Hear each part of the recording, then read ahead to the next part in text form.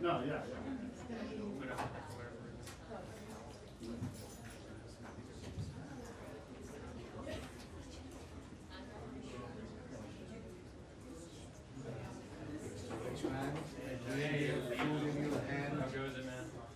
Insane.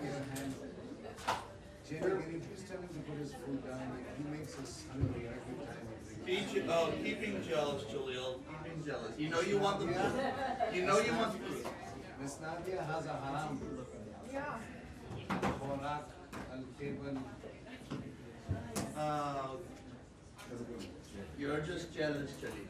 It's true. You are jealous. And you don't forget you owe me a meal for the video. You owe me. You owe me. So I think you heard that our CFO got arrested. Yeah, I think we talked. I think the violating Oh yeah, okay.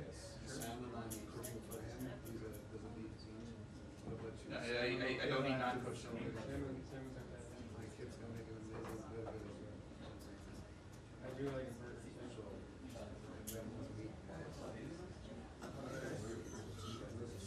Sounds good. You have it already.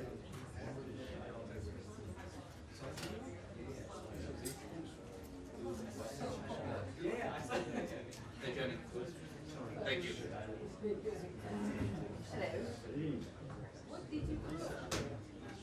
I had just a personal call.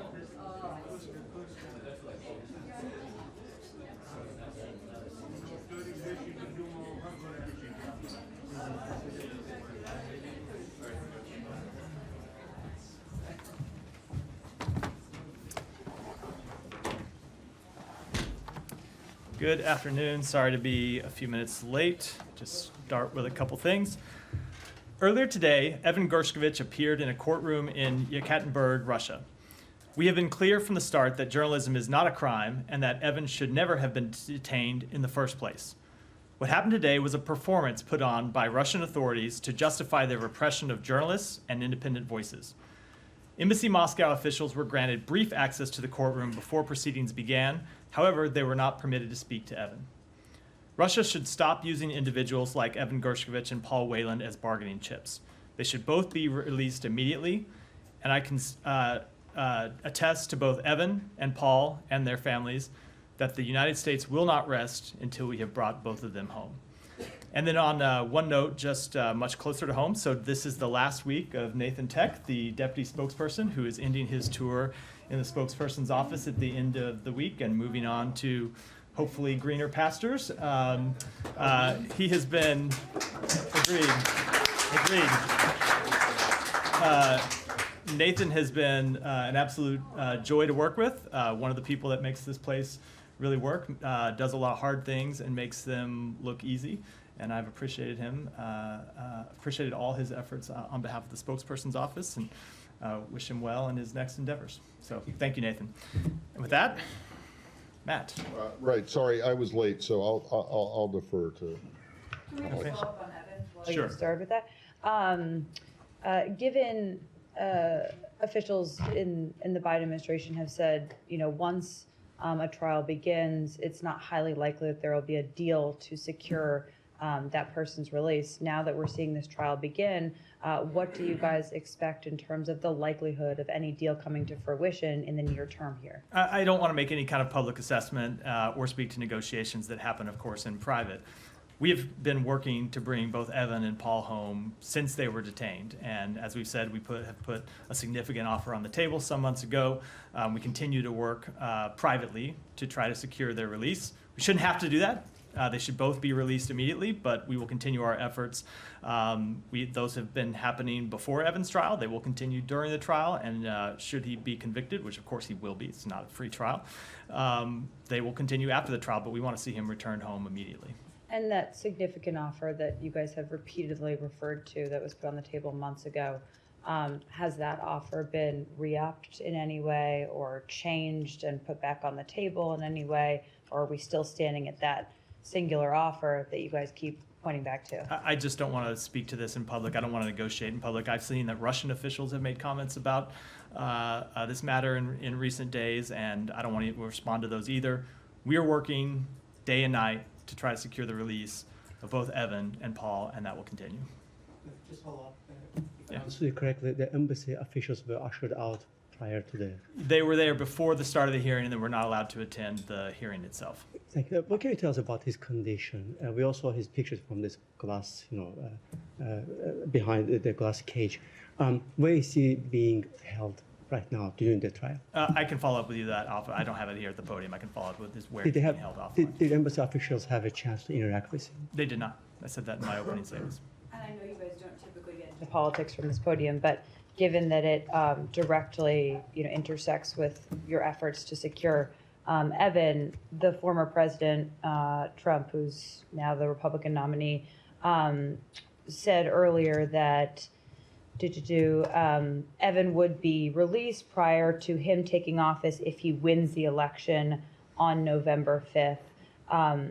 Is there any legitimacy to that claim as far as this building knows? So I am not going to deal with comments made in a political context in a political campaign, but I would note that I would hope that every American who cares about the safety and security of their fellow American citizens would demand the release of Evan and Paul now. Not November, not December, not January, but now. That ought to be the position of every American, because I would hope that every American citizen wants to see these two wrongfully detained Americans return home immediately. Yes, Janie? Thank you very much. And two questions. North Korea's launched another ballistic missiles early yesterday morning, and following the spray of garbage balloons into South Korea. Due to the impact of these trash balloons, operation at international airport are being disrupted and flight cancellation occurred. What comment can you make on this? We continue to call on the DPRK to refrain from these provocative actions and return to diplomacy.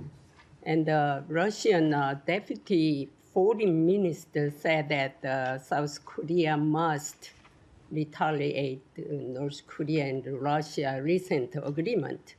On the other hand, it was announced that the North Korean workers would be dispatched to reconstruction for Donetsk, Ukraine. How do you view this? So I don't have any specific comment on that. I had not seen that report, but obviously we have been quite concerned about the burgeoning relationship between North Korea and Russia. Obviously Donetsk is part of Ukraine, not part of Russia. And so any kind of increased cooperation between those two countries when it relates to activities on occupied Ukrainian territory is something that we would oppose. Thank you. So, yeah.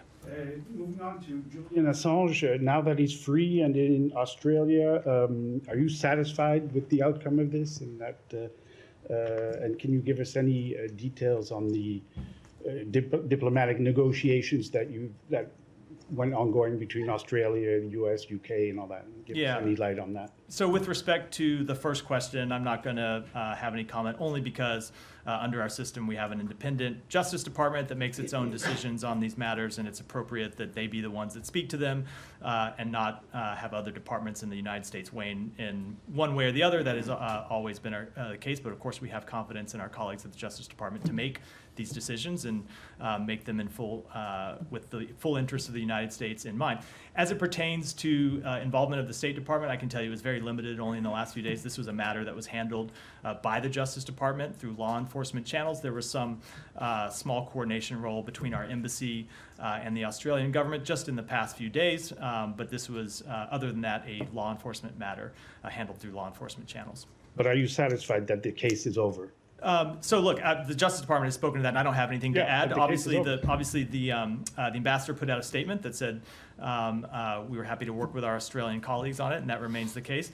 I do think it is important when we talk about Julian Assange to remind the world that the actions for which he was indicted and for which he has now pled guilty are actions that put the lives of our partners, our allies, and our diplomats at risk, especially those who work in dangerous places like Afghanistan and Iraq. This was some years ago now, almost 15 years ago, so I think the world has forgotten much of it. But if you recall, when Wikileaks first disseminated and published State Department documents, State Department cables, they did so without redacting names. They just threw them out there for the world to see. And so the documents they published gave identifying information of individuals who were in contact with the State Department. That included opposition leaders, human rights activists around the world, whose positions were put in some danger because of their public disclosure. It also chilled the ability of American personnel to build relationships and have frank conversations with them. And at the time, those of you who covered the State Department at the time will probably remember that in the days leading up to that release, the State Department really had to scramble to get people out of danger, to move them out of harm's way. It was an extraordinary effort performed by dozens of government officials around the world, but that doesn't change the danger that those actions put innocent people all around the world in through no fault of their own. And that's, of course, not even to mention the further actions by WikiLeaks down the road to essentially serve as a conduit for Russian intelligence interfering in the U.S. presidential election. Sorry, Matt. So I actually did cover the State Department back then, and I don't remember there being any public, there was a public concern that was raised about the potential security risk posed to sources who might have been quoted. Was there actually any, did you ever discover anyone who was injured, killed, had to go into hiding because of them? So a few things about that. One, I can't give you a definitive answer only because I wasn't here at the time and so much time. And Okay, so, but you hold on. just So, said- oh, no, but- let me finish. I have a full answer on it. One, Okay. I can't speak to that because it was some years ago, and I don't have a full, accounting of what happened. But number two, the State Department did an extraordinary amount of work when we found out that these cables were going to be published to get people out of harm's way, to go around and look at what might become public and take action so people that would be put in danger would be put out of harm's way. But third, if you drive drunk down the street and get pulled over for drunk driving, the fact that you didn't crash into another car and kill someone doesn't get you out of the reckless actions and the endangerment that you put your fellow citizens in. And it's the same thing, the same principle applies here. Right. Well, I don't think that it does. But the fact of the matter is that the State Department has been, at least as far as I know, and maybe I'm wrong, but has never been able to point to anyone who was compromised or killed or put at risk because of this. Their identities were compromised. The State Department went to great work to get people out of harm's way, to prevent that very action from Do happening. you know how many people about? As I said, this was some time ago. I was in the government at the time, not at the State Department. I'd have to go back and look at it, but I do know that there was work around the world, especially in places like Afghanistan, Iraq, and other places around the world where they did have to do a great amount of work to kind of move people Well, out of harm's way. one of your predecessors, P.J. Crowley, who was standing at the podium at the time, went to great pains to talk about the potential damage that could or would be caused by these revelations. And unless I missed it, I didn't hear that there was any. As I said, number one, the department went to a great amount of effort to avoid people being put in harm's way, but it doesn't absolve anyone of their responsibility. I know, but I know you're not, but it's an important point. Just because people were able to mitigate the harm done by your actions, that doesn't absolve you of your actions in the first place. Okay. Shannon, go ahead. Oh, I'm sorry. Oh, yeah. You said there was some small coordination between the U.S. and Australia over the last couple of days. Was that involving the Just flight? with relation to his landing and transfer in Australia. Yeah. Can I ask a follow-up? It said in the Sure. agreement that Mr. Assange will not be able to enter the United States without permission. Who will he be seeking permission from? Who would grant that permission, and how would that happen if that were to occur? It would, so I'm not going to speak to provisions in what was a Justice Department plea agreement, but that would be handled, as is the case for anyone seeking permission to enter the United States. And in the judgment, the sentencing part of the judgment, the judge noted that there were no victims of Mr. Assange's behaviour, which is part of the reason that the sentence was what it was. Do you disagree with that? Do you think there were victims of his actions? I'm not going to speak to a comment made by a judge in a ruling. It would never be appropriate for me to do so, but I stand by the comments I made just a moment ago. What? Hmm? You're you're not going to speak to a comment made by a judge. I mean, if he did, I don't know that he did, but that's exactly the point of my question. Yeah, but I'm not. Which is that the State Department has never come up, even though it was one of the prime quote unquote victims of these leaks, was never able to identify anyone who was killed or came under. I think danger. the point I made a moment ago is an appropriate response to that, which is just because the State Department was able to take actions to keep people out of harm's way, people that he put in harm's way, it doesn't resolve a responsibility. What actions did the State Department take? The State Department at the time was able to reach out to individuals whose names were going to be, I can't tell you that, it's almost 15 years ago, Matt, I wasn't here. Well, I know, but the case has just come to a close. But I cannot give you a full account of something that happened almost 15 years ago, but people that were here will tell you that the State Department went to great lengths to reach out to people whose identities were exposed and get them out of harm's way. And the other point I made is that it does, when something like that happens, it does chill the ability of American personnel to build relationships with people and count on the fact that the information they provide us will be held confidential. So it is not just a potential harm to the safety and security of those individuals. It's a harm to American diplomacy. No doubt, but the fact of the matter is that you have not ever been able to identify anything tangible about any tangible negative effect. That is a different. So I think I just did point to a tangible negative effect when people are less willing to trust the United States government. To Okay, well, give me an example. Information's secret. Who was willing to? It was I was in government at the time, and I can tell you, traveling the world with a different a different agency, we often heard from foreign counterparts that they were. I'm obviously not going to speak to. I'm not going to speak to the exact conversations, but we often heard from foreign counterparts that they were worried about providing information to the United States government because of our ability to keep it. Well, I remember one, having been here at the time, and I remember that Berlusconi told former Secretary Clinton that he was concerned, mainly because of what the Wikileaks, what the cables suggested about his, activities and there were more substantive and serious concerns. Yeah. Were there? Yeah. Okay. Yeah. Can you name not a person? So country. I think you could see why, if the point of the conversation is someone raising concern about private conversations being made public, it wouldn't be helpful for me to then make those private conversations public in response to a question at this podium. 15 years ago. I'll drop it. Go ahead, Alex. Thank you. A couple of questions on Russia. Yeah.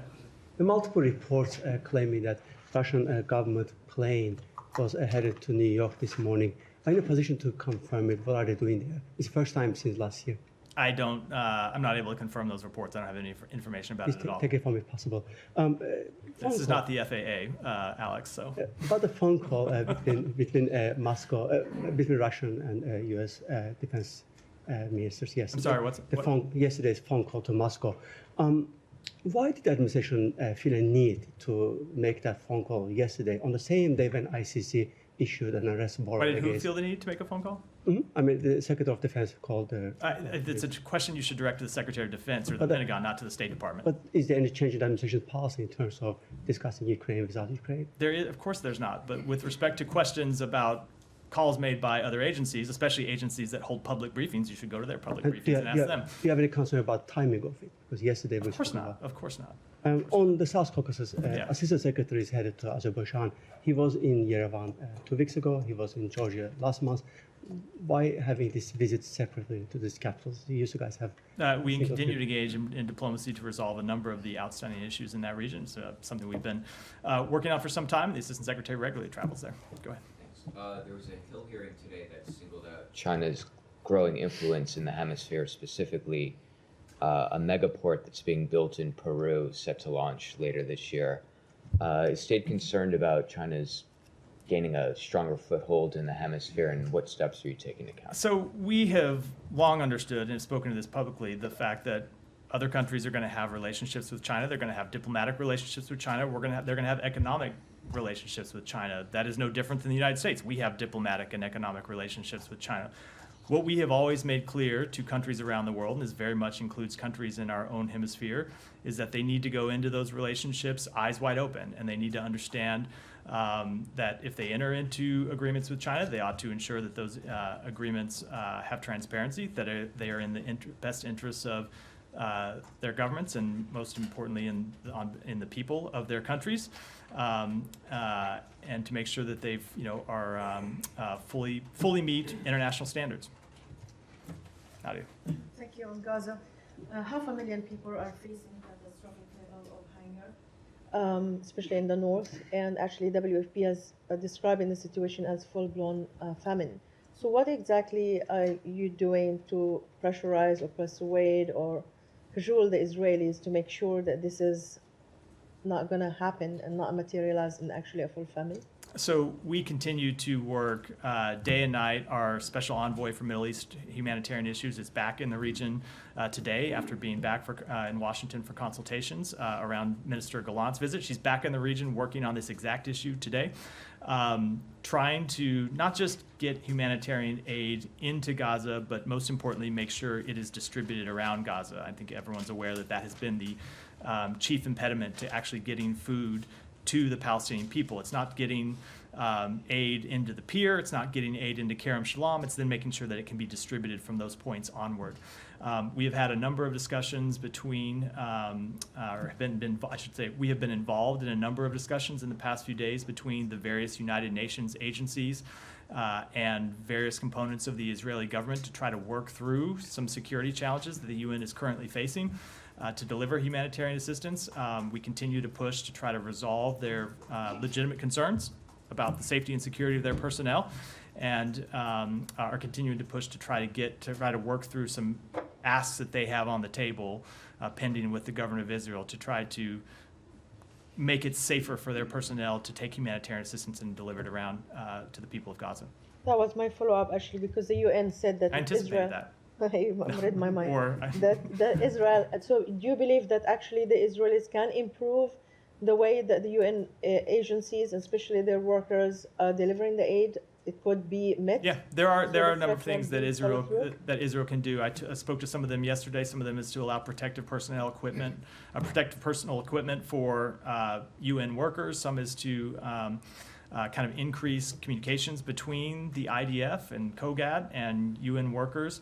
And then there's some other things too that the UN workers have asked for that I'm not going to get into from this podium, but there is more that can be done. There are some of the requests where Israel has legitimate security concerns, and what we're trying to do is broker agreements that give the UN personnel the assurances they need that they can operate securely while still protecting Israel's legitimate security concerns. One last question is, I'm sure you've seen these detailed reports that most of them have harrowing accounts of Palestinian prisoners being rounded up. Some of them are being sexually assaulted, shackled for hours, inhumane conditions, and that's a description of Israeli human rights organizations like B'Tselem and others, and witnesses who are actually a part of the IDF who came and talked about what happened. So you often call Israel as an ally who you shared values with.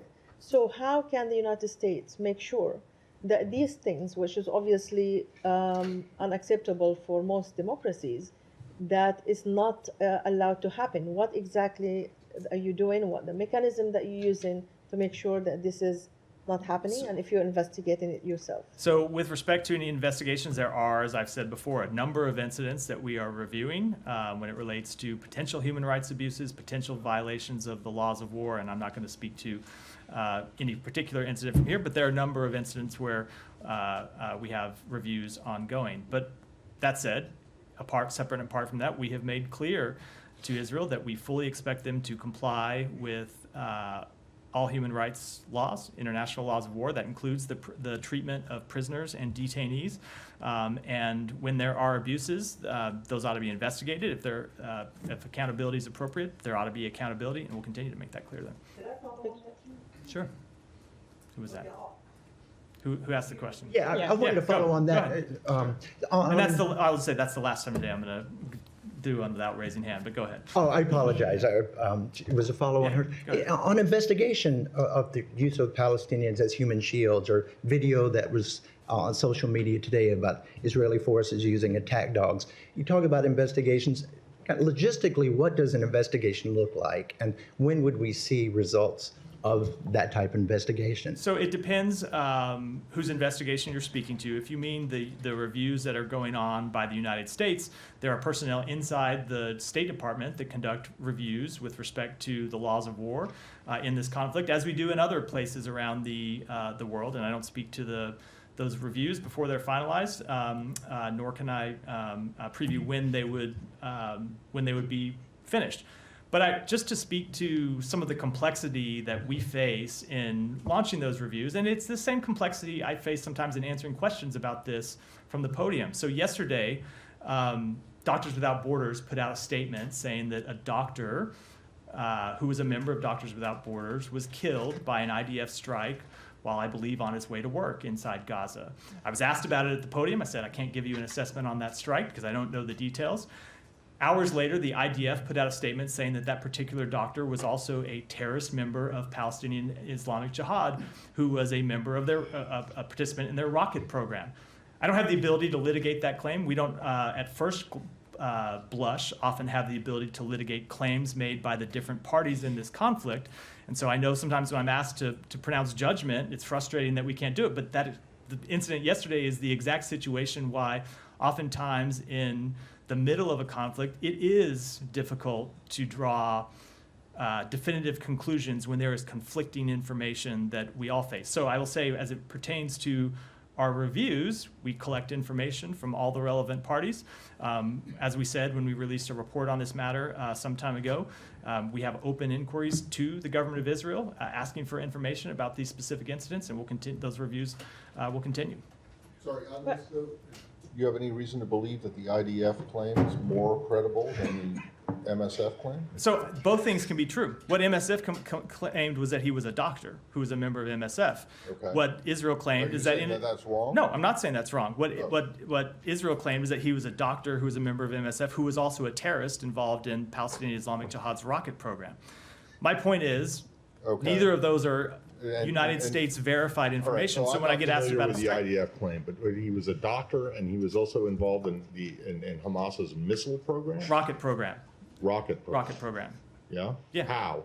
I don't know. That goes to my. Did the IDF tell you? They put out a statement on this. This goes to my exact point that you see claims made by various parties on the ground, and then oftentimes you see conflicting claims made by the IDF. We will reach out to our Israeli partners about. We will reach out to our Israeli partners for more information about these, but oftentimes when I'm asked for definitive conclusions about the specifics of a strike, we are operating on incomplete information, and that's why as frustrating as it is why I can't offer a definitive conclusion about any one strike. There are plenty of instances in history where physicians have been, also criminals of some kind. That's my yeah. But you're just saying, well, MSF, which is a respectable organization, IDF, a respectable organization, but they have completely different views. So you guys need to come in and in the middle and decide what, And that's, don't you? That is what we do with respect to the ongoing assessments. That's the point I was making,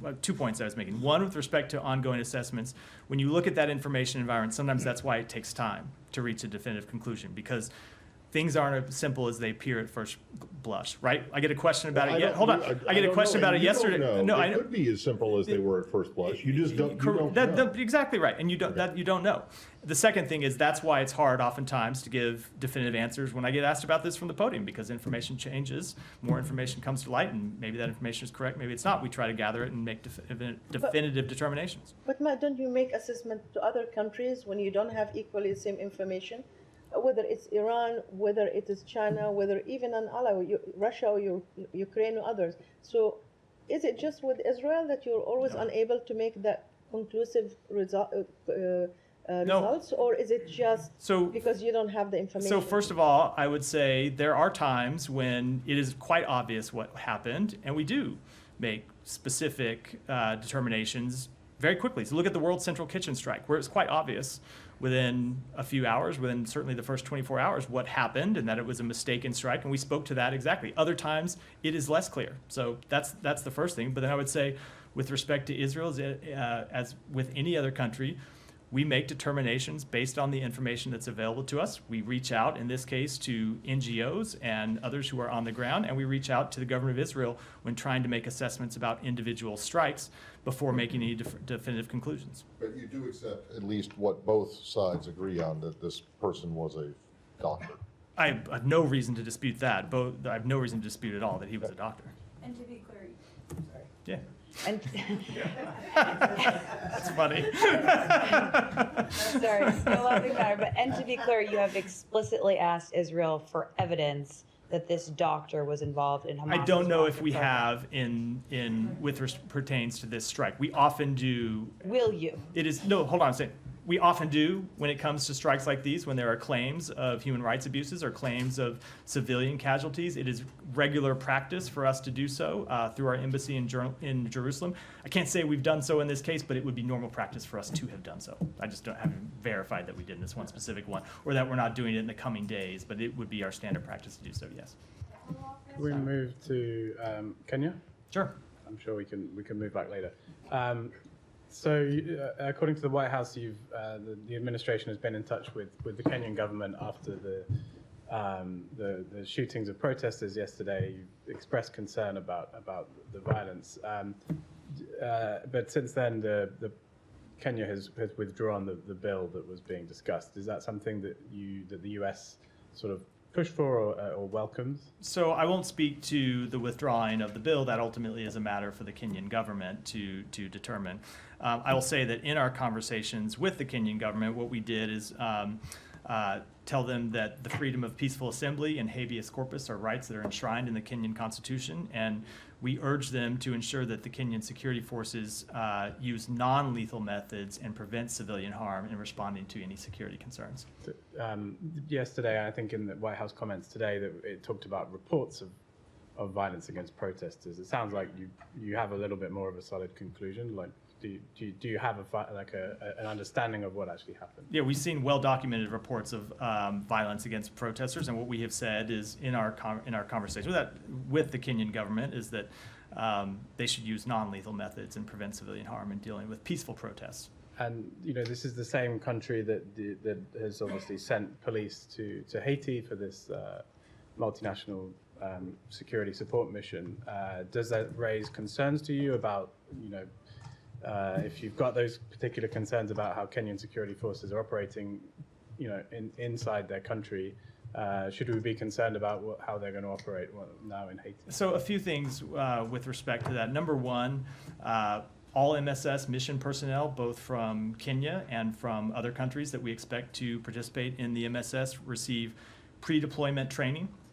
That is in accordance with UN training standards for similar UN missions, including training on human rights, child protection, countering sexual and gender-based violence. We've also worked with Kenya and other partners to integrate critically important accountability and oversight measures in accordance with the authorizing UN Security Council resolution. And that includes operating in the highest standards of transparency, conduct, and discipline, and includes compliance mechanisms to prevent, investigate, address, and publicly report any violations or abuses of human rights related to the MSS mission. So we have both, working with the UN and others, worked to establish training on the front end and then to ensure transparency and accountability for any alleged abuses on the back end should they occur. Who has oversight over that mission? The United Nations, ultimately. It's a United Nations Security Council authorized mission. Shannon. Also in Kenya, President Ruto claimed that organized crime groups infiltrated those protests. Is that a claim that they've also repeated in your private conversations? And also, do you see any validity that happened? So I'm not going to speak to private conversations, and I can't assess the validity of that or not. I would say, in addition to the point I made about restraint by Kenyan security forces, we do urge Kenyan protesters not to put anyone, including government officials, in harm's way. Protests should remain peaceful in Kenya, as they should remain peaceful all around the world. Yeah, Peter. This morning, the Secretary released the 2023 International Freedom Religious Freedom Report, where there's a considerable chapter on Iran. Today is also the International Day in support of victims of torture, torture is rampant in Iranian jails, per your own annual reports on human rights in Iran.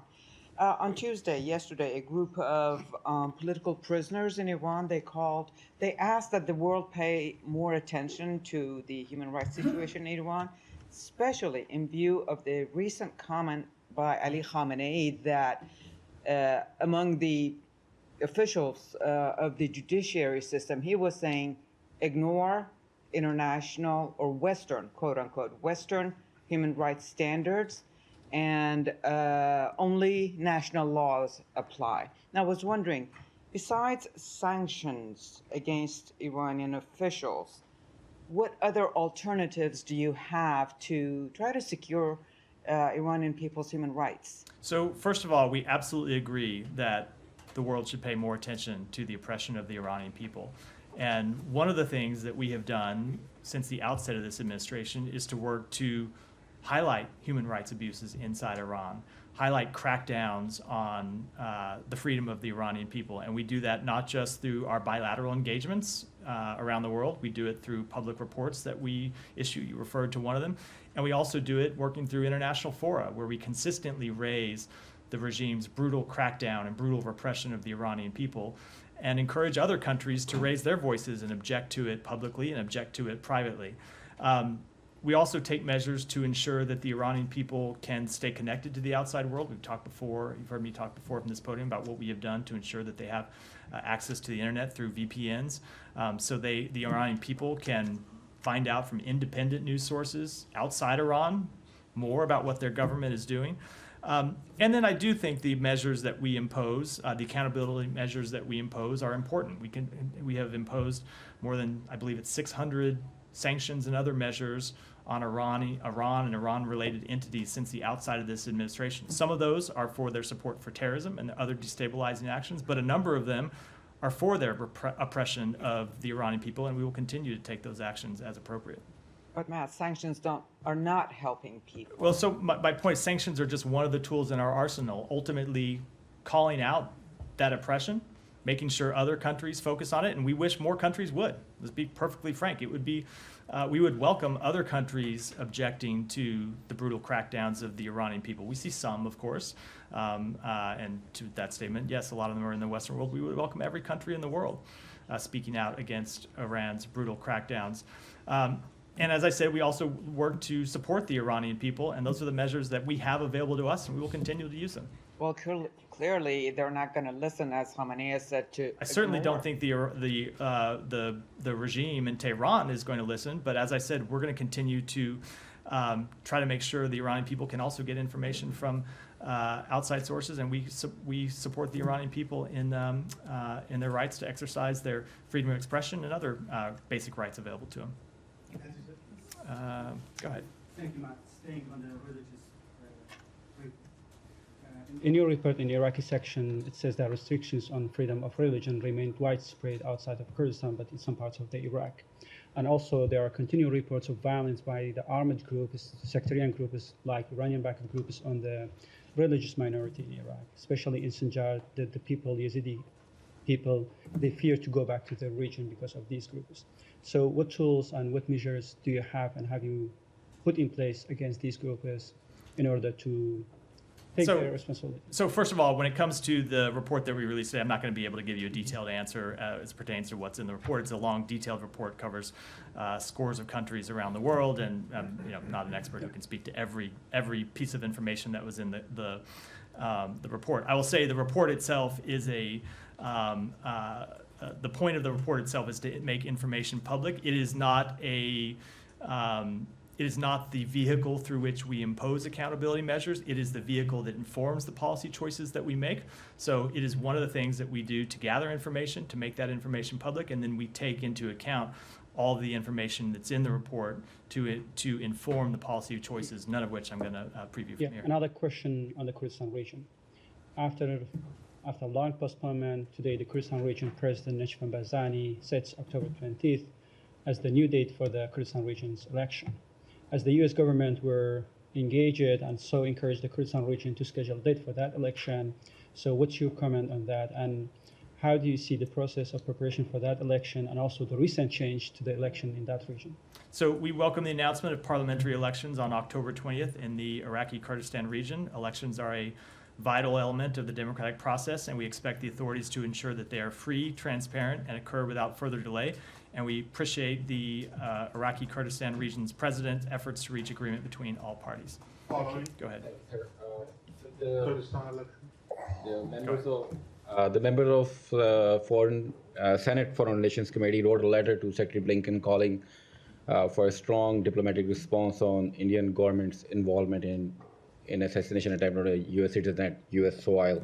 They're also asking for a briefing on this matter. What is your response on this? So we will respond to those members privately, as we always do. I won't speak to that here, but as pertains to the other issue, when this issue first arose, we made clear that we had raised it with the government of India and told them that we expected there to be a full investigation. They've announced that they are conducting an inquiry, and we will look forward to the results of that inquiry. So U.S. lawmakers yesterday passed a resolution supporting democracy in Pakistan. In a significant bipartisan support, U.S. lawmakers urged Biden administration to collaborate with Pakistan in upholding democracy, human rights, and rule of law. Any comments on that? So I'm not going to comment on that resolution specifically, but speaking generally, our most senior officials, including Secretary Blinken and Ambassador Blum, have consistently, both privately and publicly, urged Pakistan to respect the rights of its people and live with its constitutional and international obligations. We continuously urge the government of Pakistan to respect human rights and fundamental freedoms, including the freedoms of expression, association, peaceful assembly, and religion, as well as the rights of marginalized populations such as women and religious minorities. Go ahead. Yeah. About Kurdistan parliamentary elections, how do you expect the elections to be conducted, and what steps will you take to ensure their success? I don't have anything to speak to. I don't have anything to add beyond the comment that I gave a moment ago. Elections are obviously a vital important of the democratic process, and we welcome the announcement of parliamentary elections on October 20th. So, go ahead. I just wanted to ask about the IRF report in regards to China. Secretary Blinken said that religious freedom is the worst it's been, citing a Pew Research poll study that says it's the worst it's been since 2001 when it first started recording. In China, the House just passed a bill yesterday called the Falun Gong Protection Act, which would sanction any individual involved in forced organ harvesting related to the Chinese government. It would also stop the U.S. from cooperating with China in the organ transplant field. What further measures does the State Department have in countering the forced organ harvesting by the Chinese regime? So let me take that comment back and get you. Let me take that back and get you a comment. Sorry, is the IRS Oh, yeah. vote out? I believe it's out. The secretary did a public event earlier today. It should be released. Yeah, I think it's posted online. So I don't think it was sent to. My apologies if that's correct, and I have no reason to doubt it is. But we will get it to you, Simon. All right, thank you, sir. Two questions, please. One is as far as talking about democracy and U.S.-India relations. A lot of analysis were going on as far as this largest elections on the globe. 700+ million people went to the polls in India, and by the Indian American community here, and also analysis in Indian press. What they are saying is that many groups and people here in the U.S., they undermined the democracy of India, that they wanted to break the democracy or the government there. What happened, a lot of people here, they have admitted that they have sent a lot of money from here, including a billionaire, to defeat Prime Minister Modi or undermine the democracy in India. What I'm asking you here, do we follow all these things as far as the largest democracy, India, and the oldest democracy, the United States of America? And so many reports also have come out, and we're going through so many ups and downs between the two countries, but relations are greater. All the officials here in India are talking about. So where we stand about this in the future as far as undermining the democracy in India because of some groups they might not like or they hate something in India, or maybe Prime Minister Modi or the democracy there. So I can't speak to those specific reports. I'm not sure what they refer to, but I can tell you when it comes to the Indian elections, we have been quite clear on behalf of the United States government that we celebrate what was the largest exercise of democracy in the history of the world. It was an extraordinary achievement, and then when it comes to the outcome of the election, we obviously take no side. That is a question for the people of India to decide. And thank you so much. And before I go, my second question, if I just follow quickly on this one, Prime Minister Modi said that he is a friend with every leader around the globe, and he has very good relations with President Biden and the United States, and we have no ill of any kind against anybody, and I have never done anything wrong with anybody, and why they have been doing this to me. That's what he said, but anyway, it's a statement. My second question is, sir, that as far as Afghanistan is concerned, there will be now a UN Women's Conference and Summit on Afghanistan, and what they are saying now before the conference that Taliban have broken their promise to the international or global community they made, and women in Afghanistan are under, or girls, they cannot go to school, there is no freedom of press, no freedom of worship, nothing, and they are going through really a lot, and they're crying and they're helping, need a help or asking help from the United States and from the global community to help them out. So if this is a reference to the UN-led Doha 3 conference, which I know they just announced, yes, sir. It's ultimately defer to the UN to talk about the details of the meeting. The U.S. will participate. Both our special representative for Afghanistan, Tom West, and our special envoy for Afghan women, girls, and human rights, Rina Amari, will be attending. But I should note, they only committed to participate once they secured clarity regarding the substantive agenda, and more importantly, confirmed that there would be meaningful engagement at the conference with Afghan women and members of Afghan civil society. And so we will be participating in that conference because we will continue with the international community to impress upon the Taliban that they need to take seriously their obligations under the Doha Agreement, and that includes with regards to the treatment of women and girls, which of course continues to be appalling. Thank you very much, sir. So I know you talked about Kenya, that the U.S. is calling for the Kenyan forces to use non-lethal methods, but is the U.S. government investigating reports of abductions by police during these protests in Kenya? I just don't have any further comment to make other than what I already said about. Okay. Okay. And what's the latest on the Gaza pier? I would refer you to the Pentagon for that, but they have made clear over the last few days that the Gaza pier is operational. It is receiving aid. I think they had a number of reporters who were actually at the pier over the last couple of days. So yeah, it's operational. And is the U.S. concerned that Israel and Hezbollah will fight a full-scale war? We have made quite clear that we do not want to see further escalation, and we have been pursuing a diplomatic resolution to the situation along the Israel-Lebanese border. Thank you. Yeah. Big debate tomorrow. Has the secretary played any role whatsoever in debate? Which one is that? No, he is not. He is not. No. Played no role. No. Just one final question. Do you have anything to say on the report of the U.S. diplomat who died at a hotel in Kyiv, reportedly? I do, and so we can confirm the death of a U.S. government employee who was under Chief of Mission Authority at Embassy Kyiv. We extend our deepest condolences to the family and loved ones of our colleague. Don't have any further comment about the situation other than to say, and I hate to even bring this up, but I know sometimes conspiracy theories spin out of control, that is our understanding that he died of natural causes and there's no sign of foul play.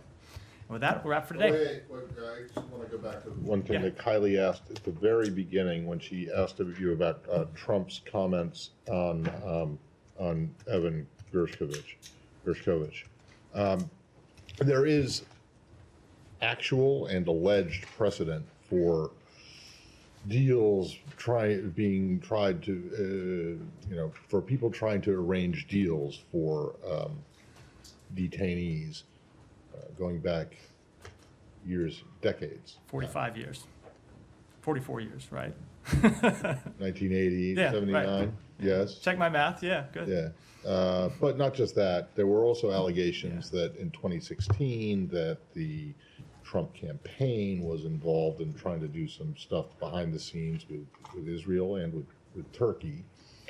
And then there are also maybe non-political campaign-related things, Bill Richardson's efforts and others of that ilk. Are you saying that, or are you discouraging any non-governmental attempt to free Evan and Paul Gershkovich and Paul Whelan? A few things about that. We would welcome any productive efforts to secure the release of Evan and Paul.